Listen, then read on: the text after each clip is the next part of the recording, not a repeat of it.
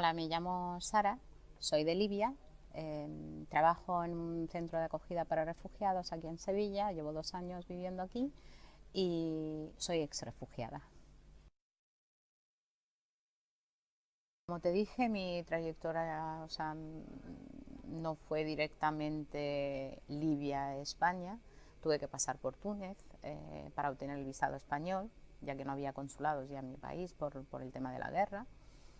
Y que fueron 2 meses y medio, y luego de ahí es cierto que yo cogí el visado, obtuve el visado español, pero mi primera entrada fue por España, pero yo me dirigí a Francia, más porque yo ya había tenido esta vivencia antes, esta experiencia la había tenido antes cuando comenzó la revolución, y yo pues me sabía guiar mejor en Francia, sabía cómo iba el proceso, lo que todo. Y aparte tengo ahí a gente muy querida, que es casi de la familia.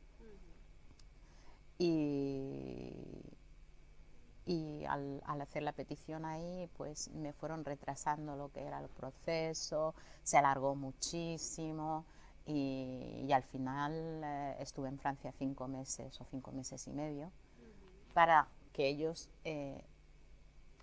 creo que fue a los 3 meses y medio que me dijeron que yo no podía pedir el asilo en Francia, que lo tenía que pedir en España por reglamento Dublín, que es pides el asilo de tu primera entrada al país que hiciste la primera entrada o donde obtuviste el visado.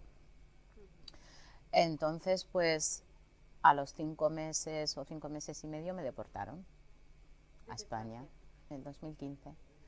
Llegué a Madrid, al aeropuerto de Barajas, y por ahí es cuando te digo que son las ONGs que me dieron el primer apoyo, porque al llegar no había plazas en los centros de acogida para refugiados. Está la Cruz Roja en el aeropuerto y no tenían plazas. Yo venía con 2 menores, no tenía dinero, y porque yo ya había conocido a una abogada humanitaria que trabajaba con una ONG, con los jesuitas. Habíamos ya contactado por email porque yo quería aclararme que si me tenían que deportar, si yo tenía que pagar, porque me decían que tenía que pagar por mis billetes, por mi viaje y eso. Y, y fue tan amable de darme sus datos. Mira, me dijo, este es mi número de teléfono, esto es cualquier cosa, cualquier problema que tú tengas en el aeropuerto, donde sea, me llamas. Y la llamé. Yo tenía solamente un poco de crédito la llamé. Y vino un compañero suyo, nos recogió del aeropuerto, nos llevaron allá. Y para alguien que tú no conoces, que solamente has tenido, a mí eso me impactó muchísimo, ¿sabes? Y la amabilidad de los jesuitas, y fue realmente a base de ese contacto que yo tuve con esta abogada que se llama Cristina Manzanedo, que en realidad ahora somos muy amigas, mmm, que mi trayectoria tuvo un cauce muy positivo realmente, ¿sabes? Y me ayudó muchísimo. Emocionalmente también me sentí muy estable, me sentí muy acogida, ¿sabes?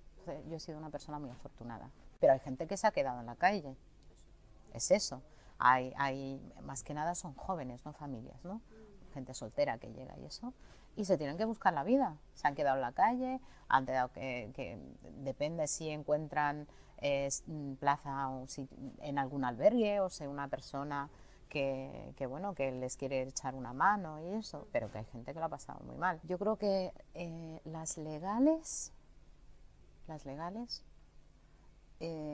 porque a través de ellas sabes lo que son tus derechos, más te informas de lo que son tus derechos, eh, a lo que tú puedes acceder, eh, y luego, claro, trabajadores sociales, porque eso es en lo que es en el área más humanitario, más del día a día, ¿sabes? Yo creo que esos fueron los que me dieron más apoyo, la verdad, porque yo creo que es muy importante que, aparte de lo que, lo que es la burocracia, lo que son las leyes, las regulaciones, pues que haya un apoyo emocional, ¿sabes? O psicólogos, sí, me parece eso súper importante, que encuentres a gente que te apoye y que se ponga en tu situación, ¿sabes?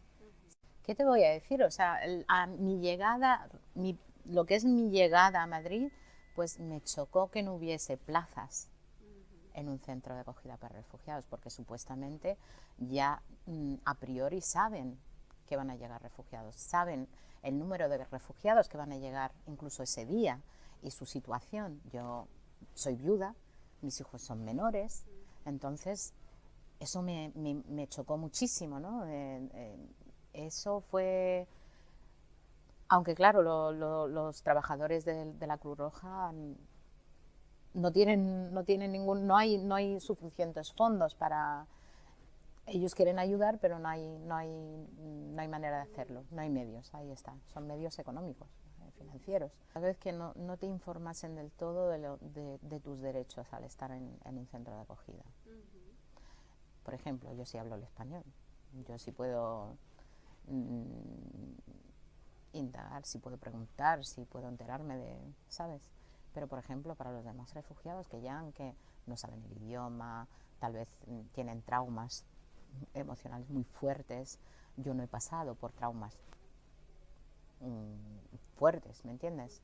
Cuando comparo, sí, o sea, sí, hay gente, yo conocí a gente que años para llegar a España, años, cruzar el desierto a pie, eh, vamos, entonces, pues yo creo que ese fue el primer,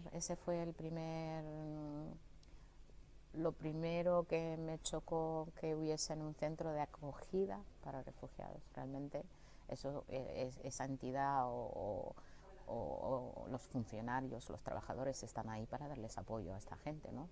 Que llega sin saber el idioma, sin tener experiencia, sin conocer la cultura. El que hubiese un intérprete en un centro de acogida, eso es esencial, esencial. Y más cuando tú ya sabes el origen de los refugiados que vas a tener, ¿me entiendes? Él habla de esa gente.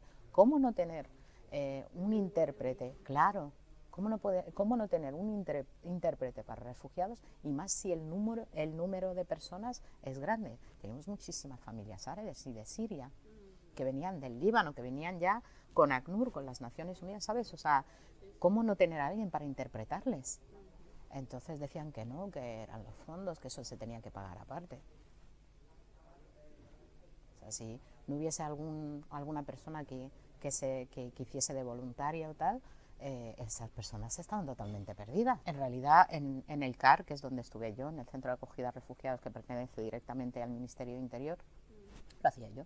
Esto también yo creo que legalmente no se puede hacer, porque tú tendrías que tener a un profesional que haya firmado un contrato, un acuerdo en el que no debe de divulgar información sobre esas familias, de su situación, de su historia, y realmente ahí la gente